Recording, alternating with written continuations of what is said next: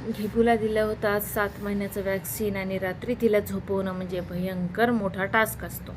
बरं, मग सकाळची सुरुवात होते या युजुअल आमच्या घेबुडीपासून. तयार करायचं, फ्रेशनअप करायचं, नटवायचं, थटवायचं आणि सकाळचा तिला छोटासा एक मील द्यायचा. मग आज मीलमध्ये मी तिला पहिल्यांदा दही खाऊ घातलं, तिने आवडीने खाल्लं. मग तिचा खूप सारा मी लाड केला, कारण एका आईला जेव्हा आपलं बाळ पोटभर जेवतं त्यानंतर तिचा इतका लाड येतो की विचारूच नका. हे कपड्यांचं काम तर तुम्ही विचारूच नका, दिवसेंदिवस पेंडिंगच पडत चालले. बरं, हा ढिगारा आवडत नाही तोपर्यंत 4-5 दिवसांनी पुन्हा ढिगारा साचलेला असतो, पण मी आवरायचं काम करत असते. आज जरा स्पेशल डिमांड होती. आज जरा मी काय केलं, नेहमी मेथीचे थेपले, पराठे ह्या गोष्टी बनतच राहतात.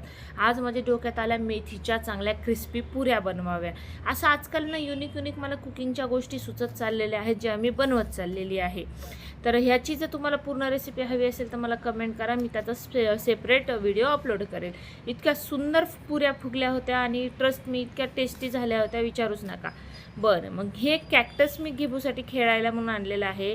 सर्व लहान बाळं यांना सुरुवातीला घाबरतात, पण आमचा घेबुडा त्याला पार उलटा पुलटा करतो, आपडतो, त्याचा पार गळा धरतो, त्याला इतकं चिमटे घेऊन पिरगळतो. म्हणजे घेबूला या कॅक्टसची भीती नावाचा प्रकारच नाही आहे. आणि काय आम्ही भयंकर हसतो. ती जेव्हा त्याला धरू आपडते ना, आम्ही खूप हसतो. मग तिला इथे वॅक्सिन दिलं होतं आणि ती छान तिच्या मामाच्या खांद्यावर झोपली होती.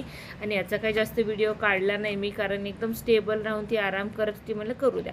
संध्याकाळी टास्क होता घेबूला झोपवण्याचा आणि असं बघा, तिचे पप्पा तिला खांद्यावर घेऊन झुलवत होते आणि ती मात्र मस्ती करत होती.